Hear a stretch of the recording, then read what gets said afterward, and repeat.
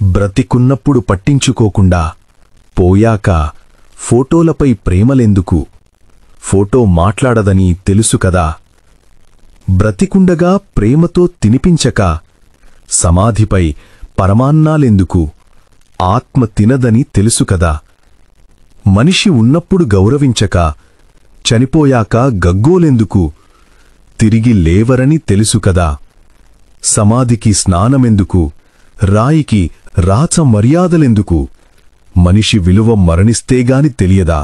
లేక అప్పుడుగాని అర్థం కాదా?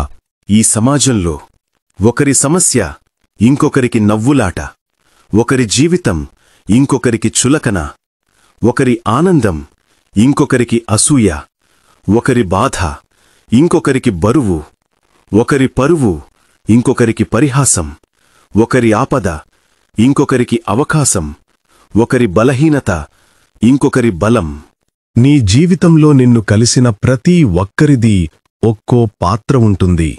కొందరు నిన్ను పరీక్ష చేస్తారు, కొందరు నిన్ను వాడుకుంటారు, కొందరు నిన్ను ప్రేమిస్తారు, కొందరు నీకు నేర్పిస్తారు. ఎవరైతే నీలోని శక్తిని గుర్తించి వెలికితీస్తారో వారే నీ జీవితానికి అతి ముఖ్యమైన విలువైనవారు, ఇంకా మరచిపోలేనివారు. స్థాయిని చూసేవారిని ఇంటికి పిలవకు, మర్యాద ఇవ్వని వారి ఇంటికి వెళ్లకు, వ్యక్తిత్వం లేనివారితో ఏమీ చెప్పకు, విలువ ఇవ్వని వారితో ఏమీ మాట్లాడకు, నోరు అదుపులేని వారికి ఏమీ చెప్పకు, అహంకారం చూపే వారితో కలవకు.